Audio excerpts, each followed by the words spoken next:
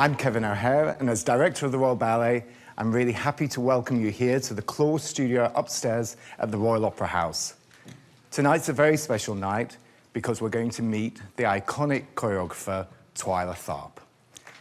Yes, I think that deserves some applause. I think that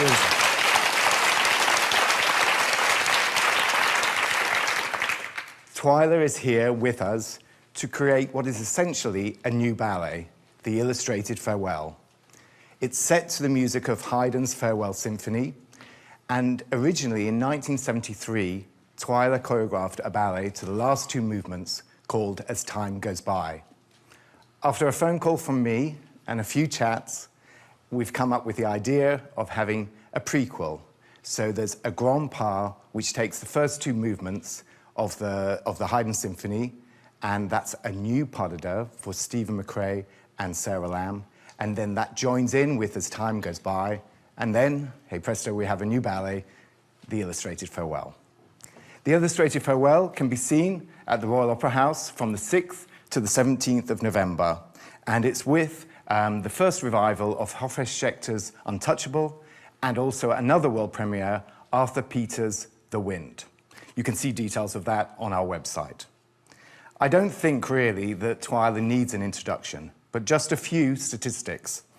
She has created, I have to do this, but she has created over 160 works, 129 dances, 12 television specials, 6 Hollywood movies, 4 full-length ballets, 4 Broadway shows, and 2 figure skating routines.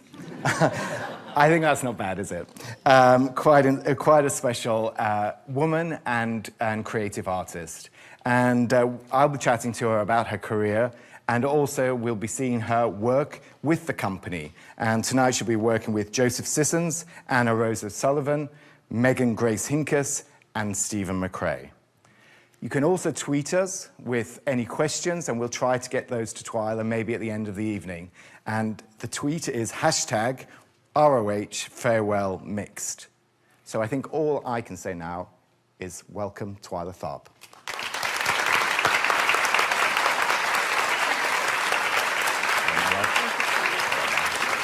Thank you. Yeah.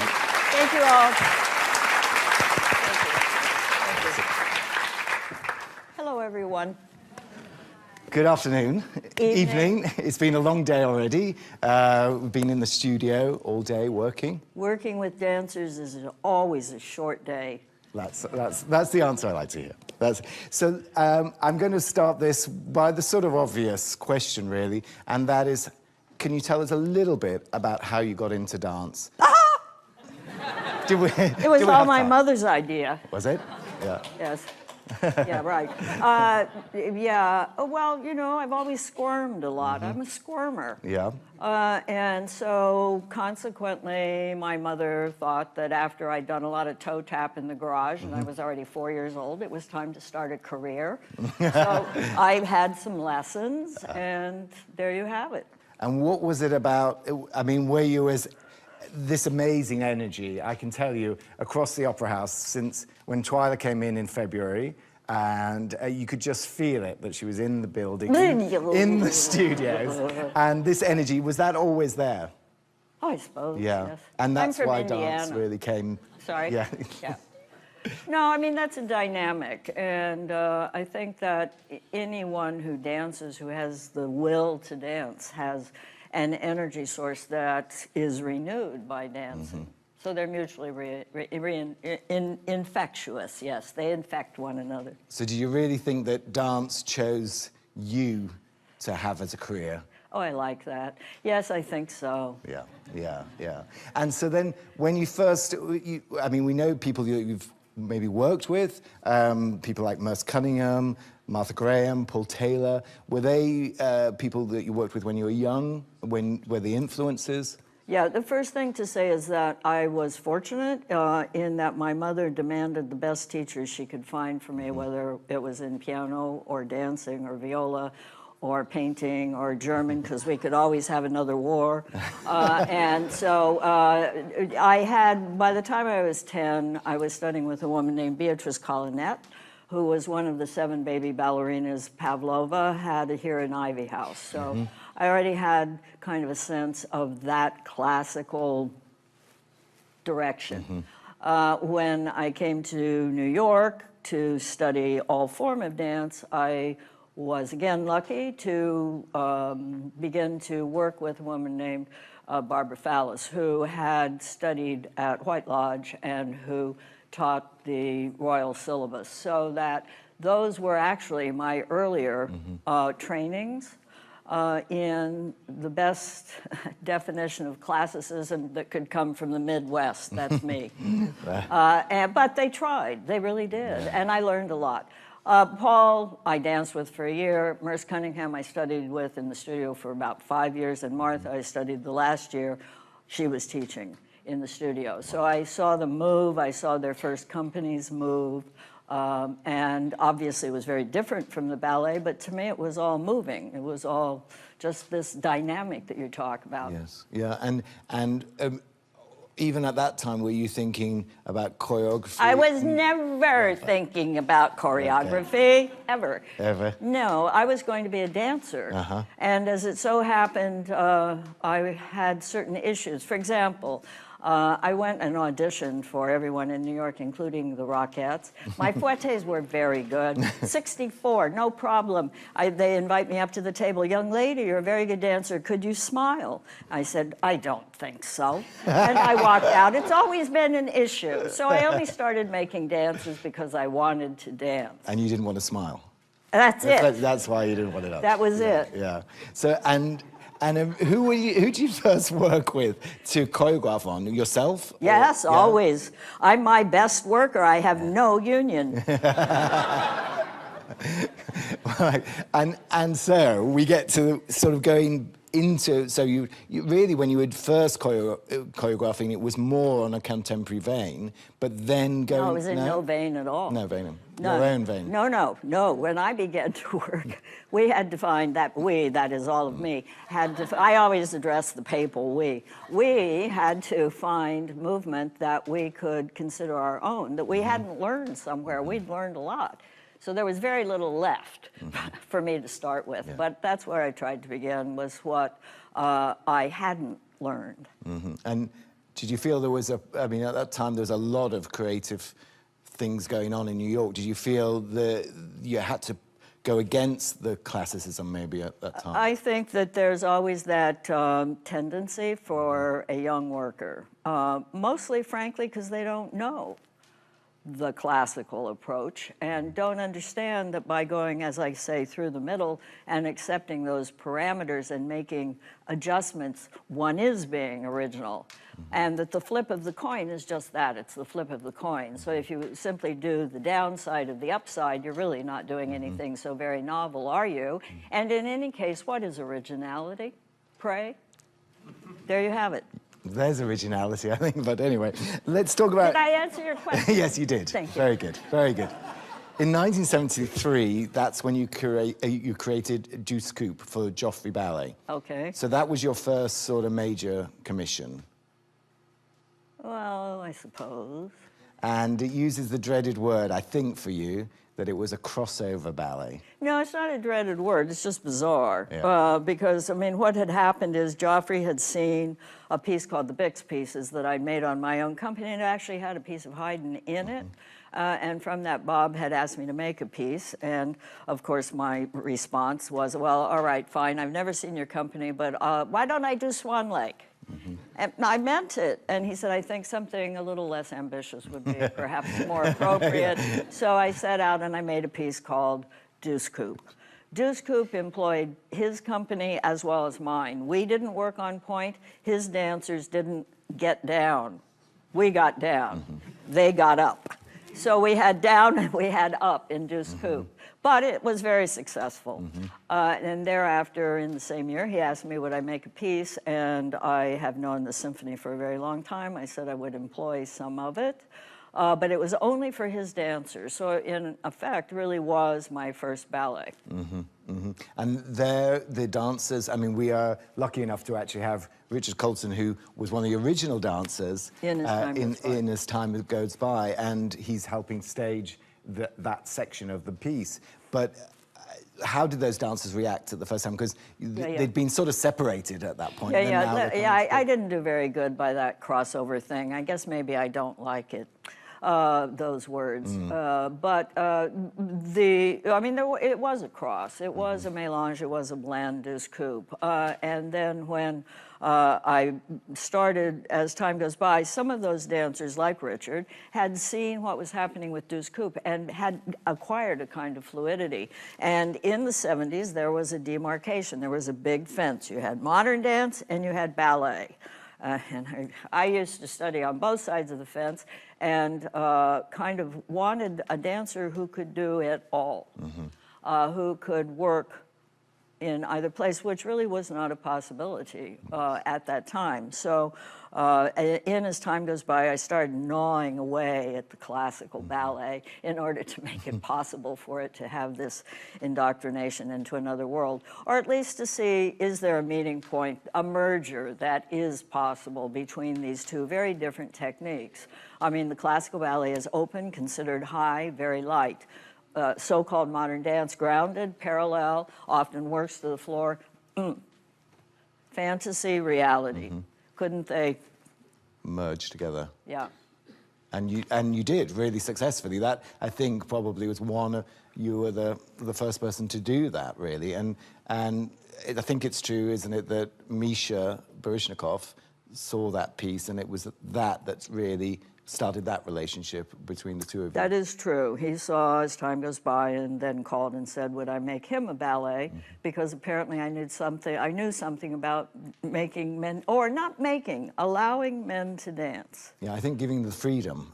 Yeah, because there were moments that were very virtuosic, but there were also moments in the piece where the male dancer was allowed to be lyric, flexible, fluid, an adagio dancer, which is traditionally thought of in the world of the ballet basically as the female realm, although of course someone like Dowell would give you lots of problems there. Or, you know, any great male dancer is also a virtuosic adagio dancer, but I featured that. So as time goes by, I started with, I think, a really aggressive female solo, and ended with a very legato, lyric male solo, which at the time was gender bending. Again, ahead of the there curve. You have ahead of the curve. I thought each person should be everything. Yeah. Well, we talked. I read out these statistics about all the different variety of work you've done. You forgot the book. What did I? There are 3 books. One of those has paid back. When did you? It's called The Creative Habit. It's still available. It makes a lovely gift. Is it on? We'll have to get some for the shop. If we had a shop at the moment, which we don't have. Yeah, okay. Thank you. Is it on Amazon? Can you get it? Yeah, on Amazon? totally. Good. Okay, we'll put our orders in.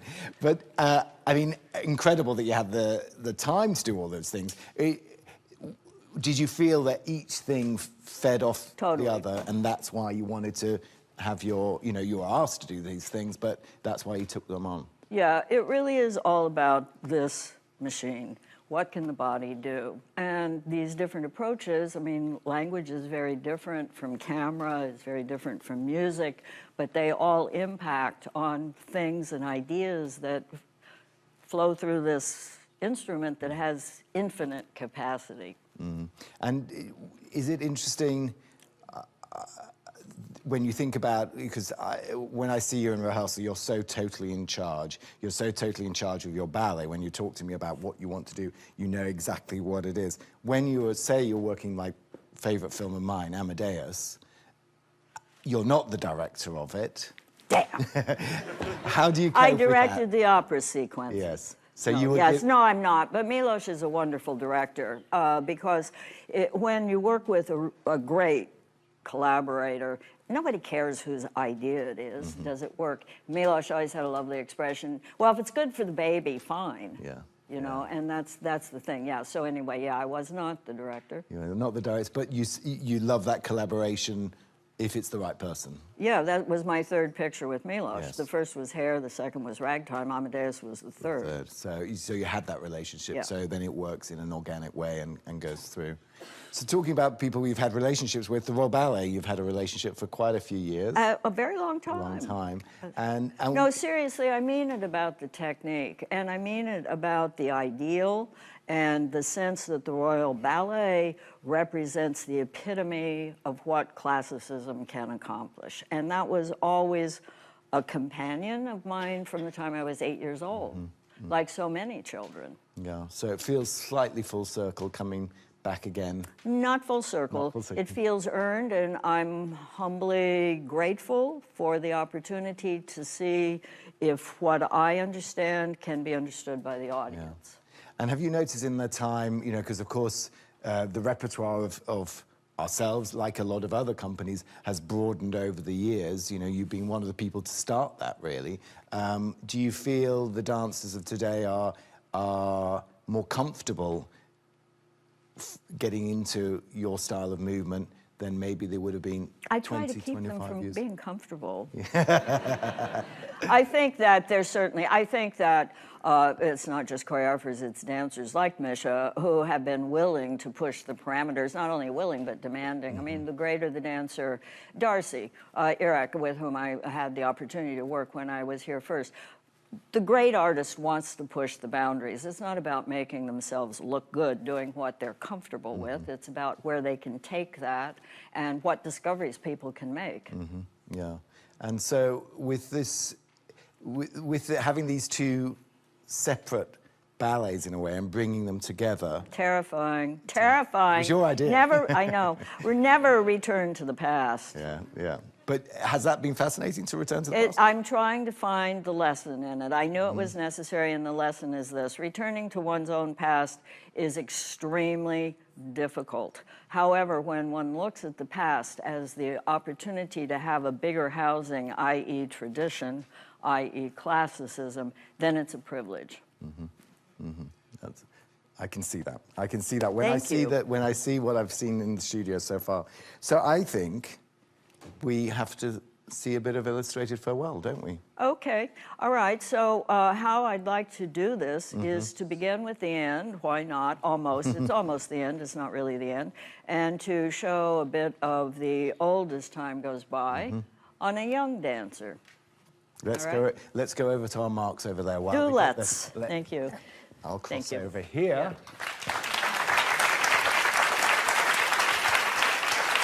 Which is yours? So You I don't think get that's both. mine for now. Thank you. And then I'll cross over. So we're going to introduce one of our youngest dancers in the company. He's been a year in the company, and that's Joseph Sissons.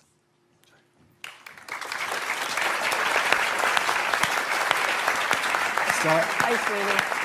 I'm gonna let Twyla do the interviewing now. Oh, goody, thank you. So Joseph, how do you like dancing? I've always done it. I've always loved it. That's the bottom line for me, really. Right, and how do you feel about being in a ballet company? It took me a while to get used to it because I had a lot of years as a student, but do you want me to hold it, please? That way I won't hit you with it. But after time and the months gone by and my performances on stage, and I've gained a lot of experience in the corps de ballet and stuff, and I feel like I'm finally a professional, which is nice. You'll always be a student. Stay there with me. Okay, so as a student, I'd like to demonstrate a few points here. Would you do a classical arabesque pirouette, please, for me? Pirouette in arabesque.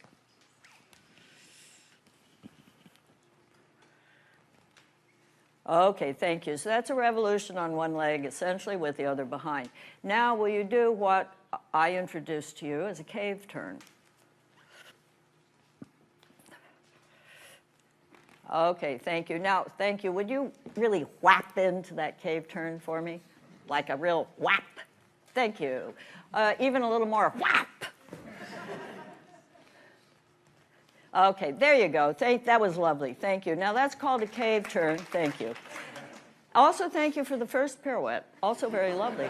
That's called a cave turn. That's called a cave turn.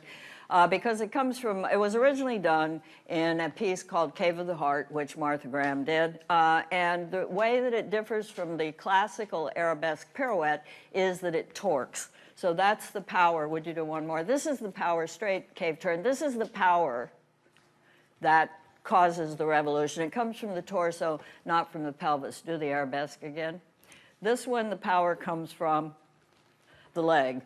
So they're driven from a different source. Now, I understood both of these pirouettes, and I thought, well, how handy to use the cave turn as a preparation for a more sustained sort of classical move. So I ask now that you would do the cave turn going to a pirouette in second, fourth, close the fifth.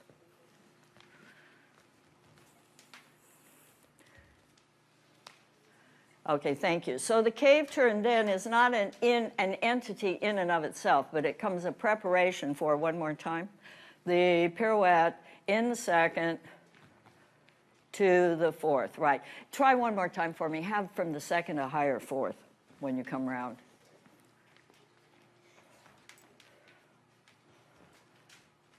Okay, that's what makes it very difficult, because from here the pirouette, try and get, do me again. This is fine. Do me, see if you can get the pirouette, a full pirouette in second before the fourth.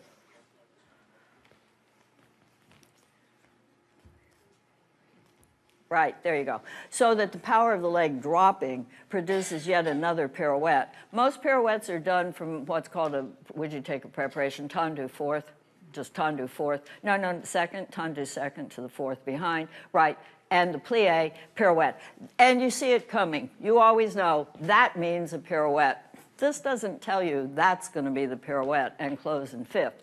So that's a sort of investigation of movement. Basically, I didn't engineer that from the head. I liked to dance too, so I threw myself around, but realized, oh, isn't that handy? Because really what we're starting to do here is merge these two techniques, right? All right, thank you. So now, having Joseph to demonstrate all of this, and I'm kind of serious about being a student forever. Promise? Yeah. Thank you. Okay, now, could I ask two ladies to join, please? So now we have Megan. Yes, and Anna Rose. Thank you, ladies. Thank you. Now, when I started making ballets, I thought it would be good that the ladies should be able to stand on their own legs. So I made a movement section, a big long adagio, which is really not partnered, but the two ladies serve as his companions. And they are in a relationship that's not codependent in the sense that he's supporting, holding, and they're coexisting. So would you be so kind, please, as to do this trio? This is a trio out of the final adagio. There are dancers that are doing other things, but we've isolated this to show you tonight. I'm just going to explain that the music we're using is actually a recording from a performance, isn't it? Because this is the tempos that we want to get from the orchestra. You didn't have to tell them well, that. it's a bit dodgy. So, so just in case you can hear any dodgy noises, that's why it's like... Okay. All righty, here we go. Thank you.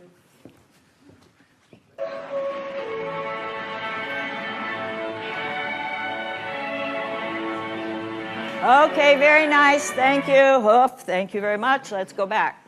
Okay, this is called rehearsal. Now, instead of going diagonally downstage, see if you can come out here. Okay. And see for me if you can more. Okay, thank you. Here we go. Ready?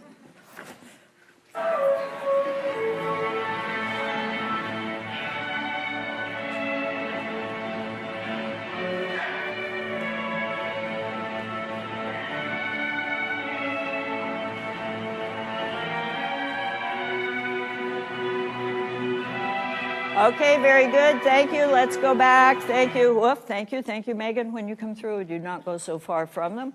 Guys, when you're back to back, particularly, see if you can be more fluid with the movement, okay? Everybody, hello, shake, ha, relax, ha. Okay, let's go again. Here we go. Ready?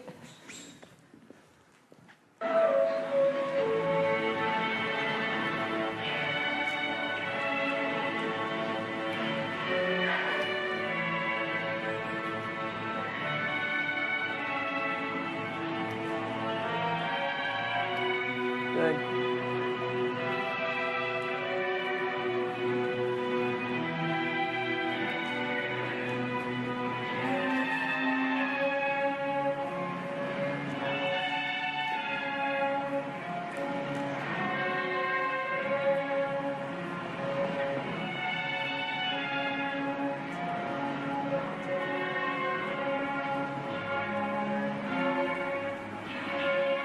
Okay, good. Thank you very much. Thank you. Now, this time when you came around to him and you were touching him, Yeah. did you feel any differently than you have forever at any moment doing that come back to your beginning? Right at the beginning. Yes? A little bit more connected with him. So Thank you, because haven't I told you it's very important? We have to take care of him.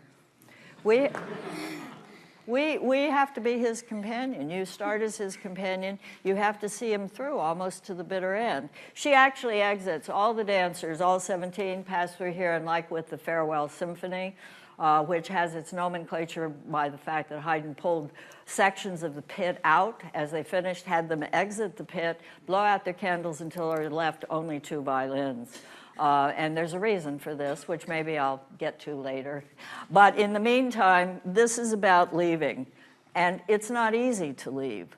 And I need to feel the poignancy of that sense of thing, and also the responsibility for him. Right? This young figure here in the original ballet was not a classical dancer. He didn't have Joseph's technique. But he had a vulnerability to him. Really, he was a jazz dancer. He could do this. He could never have done that pirouette.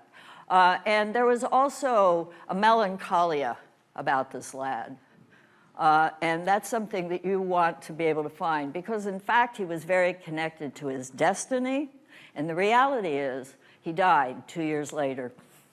I didn't know that at the time, but he was actually very sick. You don't have to be sick. In fact, I would rather you weren't. But you guys do have to have a sense of wanting to look after him. All right? Let's try again.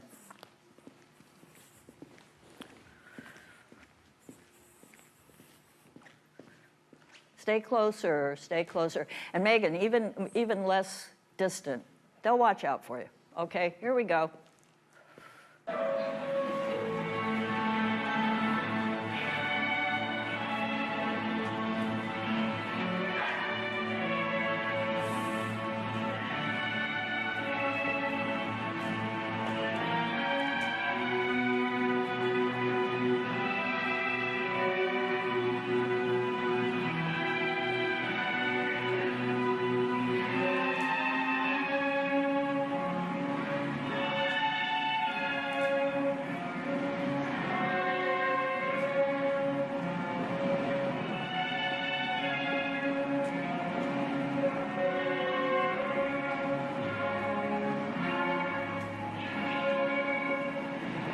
Okay, very nice, thank you. Now she exits, and this couple is left. And would you like to do your last pas de deux before your exit? All right, here we go, ready? Mimi, please, ready?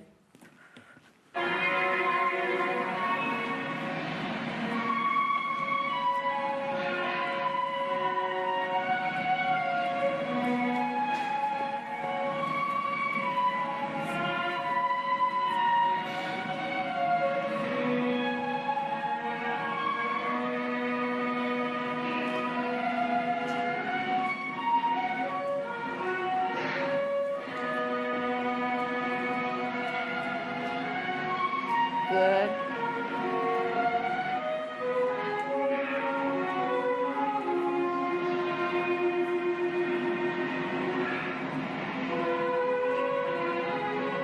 Okay, good. Thank you. Thank you very much. Then he's left alone, and that's the way it is. We're going to do this one more time and see if you can stay more connected to him, knowing you're going to exit. Okay, from the very beginning, know you're going to exit, but don't want to. okay. All right? Just be tragic, will you? All right, thank you. Here we go, ready?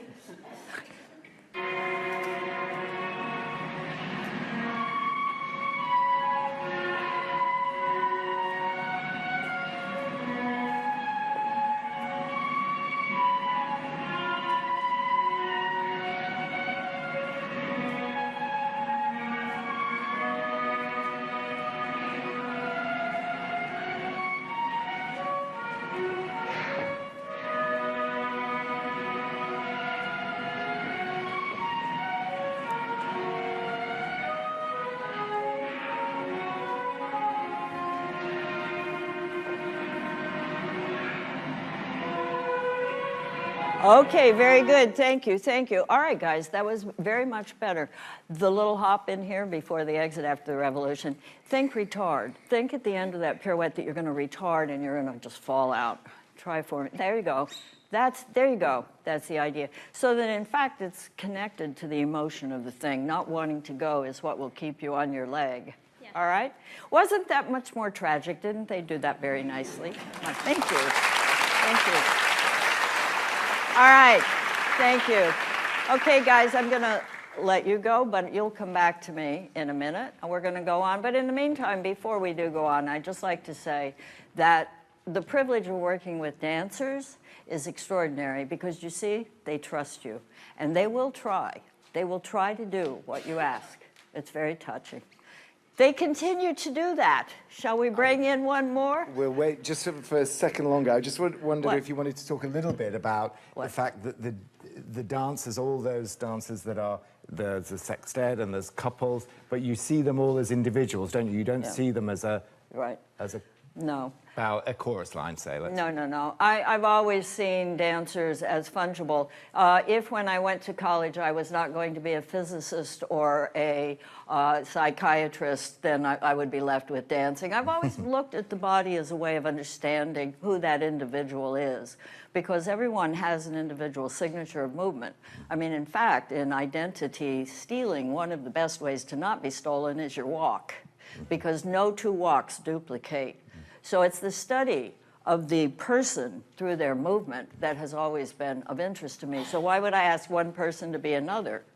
It's always about the individual and the individual working with others together. It's unity at the same time as it's individual freedom together, right? And with this particular piece, why the Haydn? And you said you had more to tell us about that, so come on. Okay. All right. This symphony is a very unusual, powerful symphony. It's the 45th, and Haydn obviously was very prolific. This is approaching his middle years, Sturm und Drang. This is pre-romantic. Yes, he's a great classicist, but he's also no Haydn, no Beethoven. In fact, Beethoven studied with Haydn. So the notion here is that the 45th is written in a strange key, F sharp minor. It's the only symphony in the 18th century, the only one in this key, because the key is volatile. It's very hard to handle. It doesn't settle down. So the first movement has this humongous attack to it. Why? Because Haydn had a patron, a great patron called Esterházy, who had a palace outside Vienna where they went for the summer. And the patron allowed Haydn to bring the band, otherwise known as the orchestra. I prefer the band with him. So the band came along, and only Haydn could bring his family. The band only came alone. So at the end of the summer, all the musicians really wanted to go back, and Esterházy was having a lovely time and not getting going. And so the band came to Haydn and said, do something. So Haydn said, don't worry, I'll write a symphony. And so the guys are going, okay, fine. So Haydn writes a symphony that starts out with, I won't say rage, but it has power, dynamic. Then the second movement is very long, in 3, adagio. Then there's your usual sort of minuetto, which is a sort of divertissement. Then the fourth movement is also unheard of in that it's in 2 parts. The first, again, very aggressive, a march. And then he returns to the adagio, and he tails out with the adagio in the fashion that I said, where the pit empties until just the 2 violins are left. And that's the end of the piece. So what he's saying here in the 4 movements is, we have a real problem, you better fix it, and we're leaving. The legend has it that Esterházy packed up the next day and they went back. The more important part, of course, about the symphony is it's pre-revolutionary. And Haydn knew it. Mozart knew it about 10 years later when he wrote Figaro. But Haydn already knew it. So the 45th is an incredible piece of music. Now we're very lucky to have it, and when we hear it, when the dancers hear it live, it's going to be a fantastic moment, isn't it, from them having been in the studio with the recordings and then just feeling that music with I them. think so, and the conductor is going, do we really get to play all the repeats? And I said, oh, yes. Yes, please. Please. So I think this is time to introduce our next dancer, who does not need an introduction, but... But we have another wonderful dancer with us who has an even bigger kind of accomplishment in that he's maintained his sense of study, trust, and exploration for a while. Yeah, and actually those words that you say to, oh, I'll take that, to Joseph about still being a student, that is an example that you see in Stephen, because Stephen is there every day in class, a perfect example to all the young dancers. He's always there in time, taking the correction, and then somebody to work with in that way. Not only is he there doing the class, he's there doing the class with the purpose of actually profiting and experiencing that class that day. He's wonderful to watch at the bar. He's absolutely focused. Yeah, no, so, yeah. Mr. Stephen McCrae.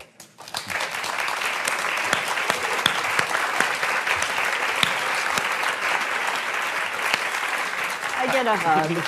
Thank you. I'm going to leave Twyla to interview you. Hello, darling. I'll come to this side. Hello, sweetness. Hello. When did you start to dance? Wow. Never took that. Go for it. So I started when I was 7. Yeah. In Sydney, Australia.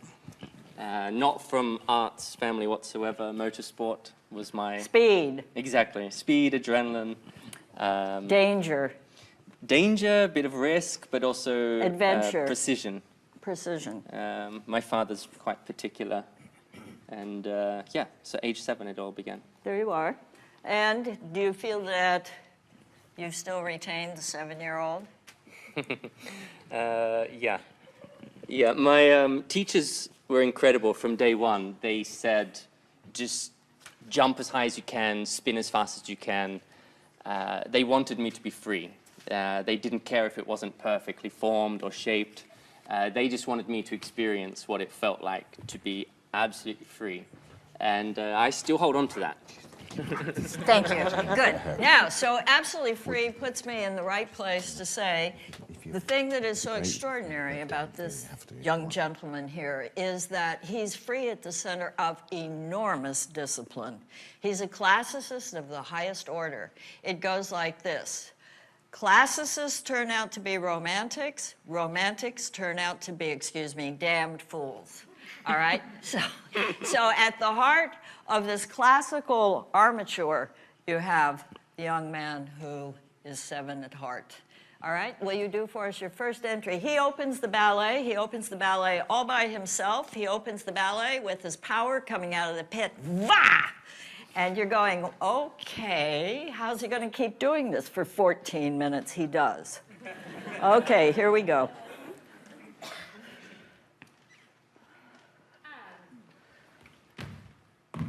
Oh, stop! We have to go back.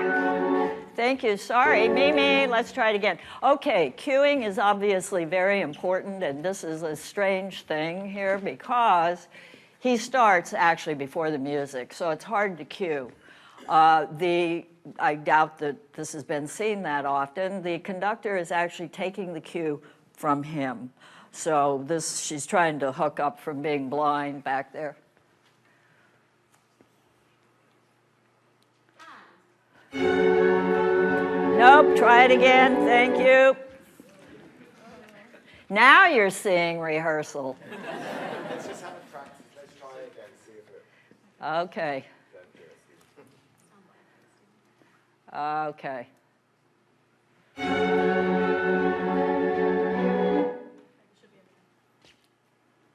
Okay. Do you want to do it for me or you? Yeah, if you stand by, I'll do it. Are you all right, Stephen? Yeah. Okay, here we go.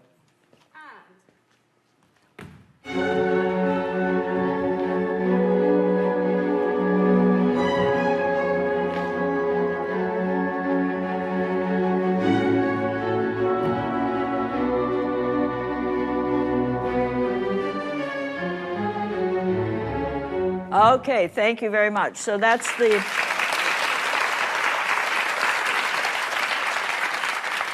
So that's coming out of the gate. And because he'll be in the air, you'll actually see him before you hear the music. The dancing takes a bit of precedent, and the music gives it a push.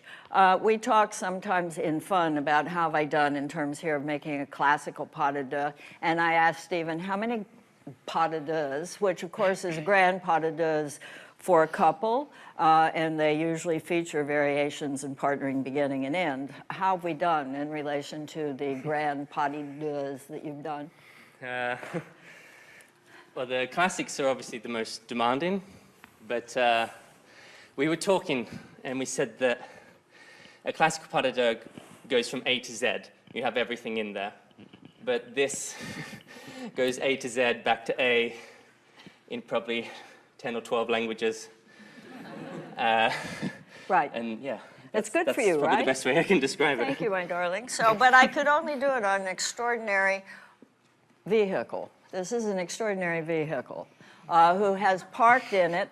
No, it's my dad sold cars. Your dad drove them. What's your problem here? We're vehicles, man, right? We're good vehicles. We are. He has got a lot parked under the hood, and it's my obligation. I hope I haven't said something bad there. Yeah, I'm trying to keep my language clean tonight. He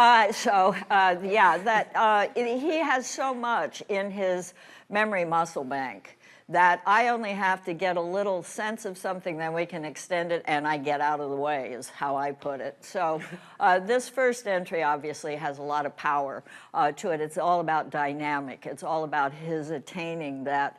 It's a sort of ultimate Haydn-esque, it's an allegro, but the markings are allegro assai, which is very allegro. It's not just dynamic, it's very dynamic. And would you do your second entry?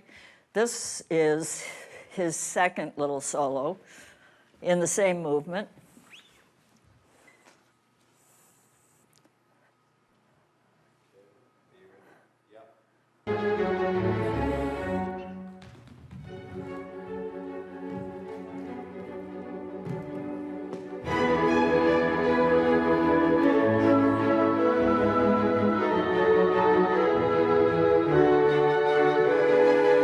Okay, thank you very much. Thank you, thank you. Now, this one is slightly different from the previous one in its intention, which is what, Stephen? What's its intention? Well, the first entrance, you are trying to set the bar there. If you've already set the bar there, you can't continue to just try and do that again. Bash it out. Yeah, so now we're playing with speed. Right. So let's do it one more time for the folks. But would you do me a favor, just for kicks? He's never done this before. First of all, would you come in one wing down? Yeah. Would you do what you do in slow motion? Okay. The dancer's nightmare. Yeah, yeah. You can do this. So you run out, da, da, da, da, da, da. Kick back, Right, turn under, right, step, you jump forward, right, plie, right. jump. Now, hold on, one thing. You see how that fifth, go one more time from the fifth to the poisson, so from here to the jump is coming up. He couldn't do that if he hadn't already attained this. So in effect, it's about the efficiency that creates speed, right? And then from there, boom. And Not being obvious here. yeah, no, but the thing is, he beats Haydn to the punch. Haydn's going to come in with a boom, but we get there first. So when Haydn comes from behind, it's like the sails are up and the wind goes into it, rather than here's the wind and you're trying to get through it, right? Yeah. Yes. Thank you. Vonk from here. Then We little go. play, Little play, yes. little syncopation. Yes. Little come back using and the through. whole back, Using the whole back, throw it around. go back the other way. Right, and Surprise. right. That is a very difficult move, what he just did. The triple pirouette to the sauté without closing the fifth or going to a fourth in the preparation is doing what I asked for, really, from the cave turn going to the second and fourth. It's using momentum to keep it moving without having to break. Would you do that one more time? I love that move. By the way, I didn't invent this. He just did it one day. I said, oh, okay. I probably like it because I didn't have to work on it. Right.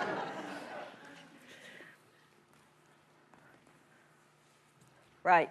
Very cool. Now would you do it up to tempo one more time for us? Fly, Stephen, fly. Here we go.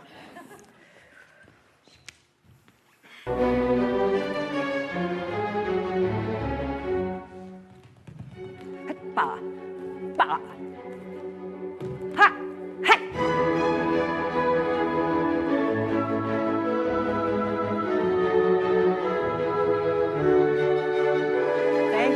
Thank you very much. Right, thank you. So there you are.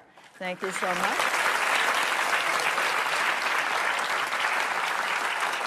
So only a truly disciplined, generous soul can find the fortitude to go to class every day, to move deeper and deeper into that channel and be free at the same time. Now we'll go to the Adagio. This is the second movement, and here's a solo variation that Stephen has in the Adagio.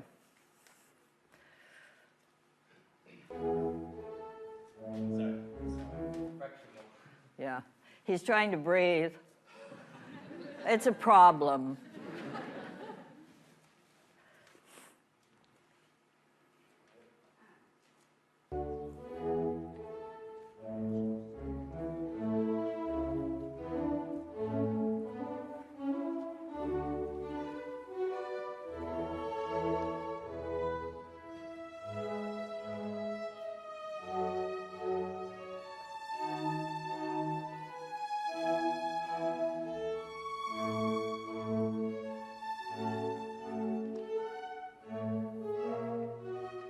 Good. Thank you, Stephen. Okay. So now, would an audience member like to volunteer the correct answer, please, to the following question? What did Stephen begin that movement with? Come on, somebody, risk it. Go for it. Who said that? I love you all who said a cave turn. So the answer is a cave turn, and this is in the second movement, and the cave turn that you saw Joseph do is in the fourth. So what I did in creating, nobody creates, in making the first two movements was to retrofit the movement and, in effect, make a prequel so that the couple becomes the titans who introduce the old ballet. And at the end, the trick was to wed the titan with the following, even though the following had come first. I don't know. That's how it worked. Okay, can we see his second Adagio, please? But the cave turn, good for you guys, good. You must have seen dancing before. Okay, here we go.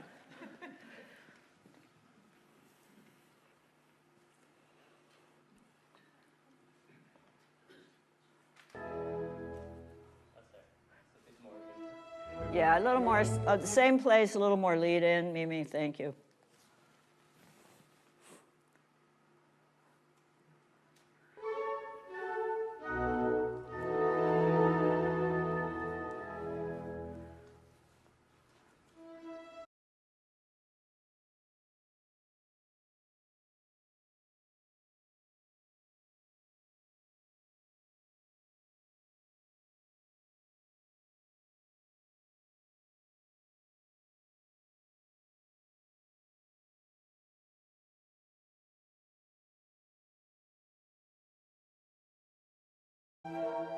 Good. Okay, thank you very much. So this one is further along. It's like 2/3 of the way through the piece, and by now the approach to the technique of the dancing has altered. The first is relatively straightforward in terms of the coordinations, the port de bras, so forth, and now it becomes a welded thing which has got a different kind of torso involvement than the nothing the matter. Just take it somewhere a little further on. And what about that sliding? Is that about your favorite part? Yeah, for sure. Yeah. There's 7 again. Yeah, yep. And so I promised Stephen he got a moment for all of his good-sported nature of working all day, coming in the evening and trying new things. He got some free-form slide time. So let's have a little bit of free-form slide.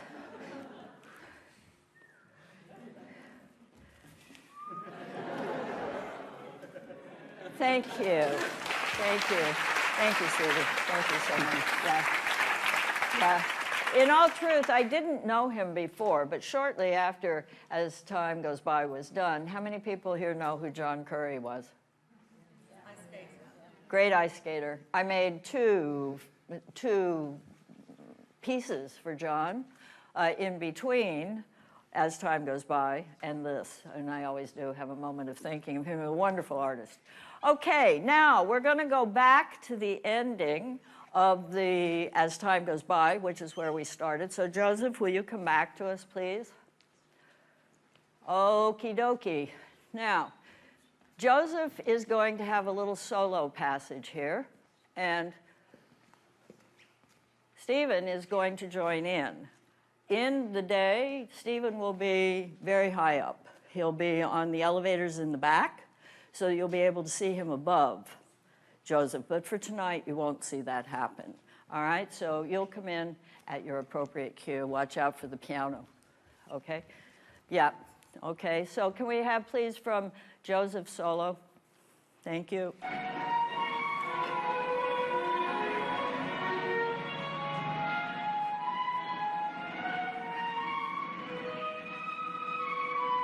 Oh, yeah, hold on. Right, hold on. Mimi, I need from the beginning, honey. Sorry, further back. Yeah.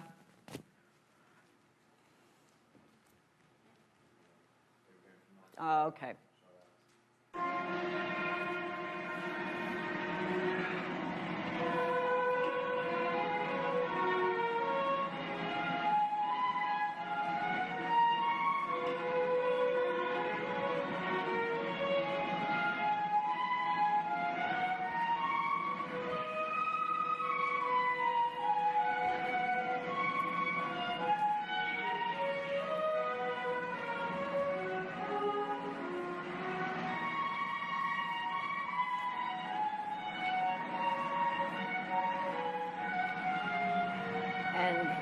He fades,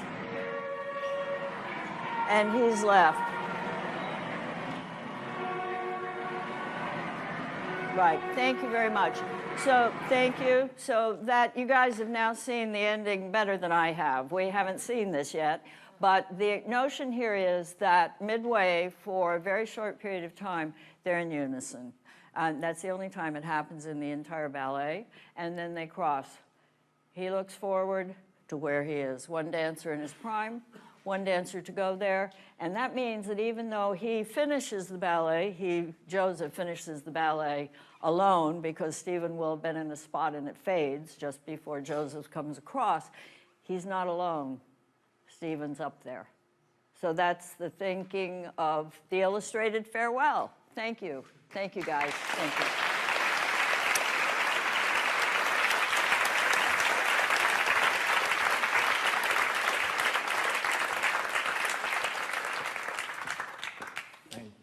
You're welcome. I've got a few questions from the world out there, and this is from Gillian B. What is it like to choreograph on dancers as versatile as those in the Royal Ballet? Heavenly. Next. Just heavenly. Is there something the matter with heavenly? Yeah, no, that's good. That's good. That's good. So this one's from Leah, and this says, how did the people who taught you influence your dance style today? Okay. It not only influences me, it influences every dancer I work with. I always say I can only do what the dancer does. And what the dancer does is what the dancer has been taught, trained, shared with since they're tiny children. And so every time you see a dancer, you're seeing 10, 20, 40, 60 teachers lined up behind them. Mm-hmm. Mm-hmm. You talked about the first teacher that you had that was had been trained in England. Beatrice Culinary. Yeah. Was there another one later on that was really that? Classical? Yes, classical.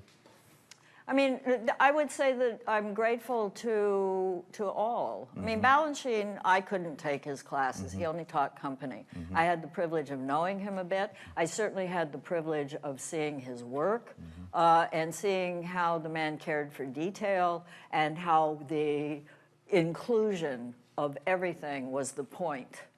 And so I would say that was the hugest lesson in terms of choreography. As a dancer, I mean, you know, there was Many. many. Okay, and then Kingdom of the Tides is a tweet name, I think. How much does the individuality of the dancers influence the piece? Huge. I have to fall in love. I always say the way I choose my dancers is, boom, I'm infatuated, I fall in love.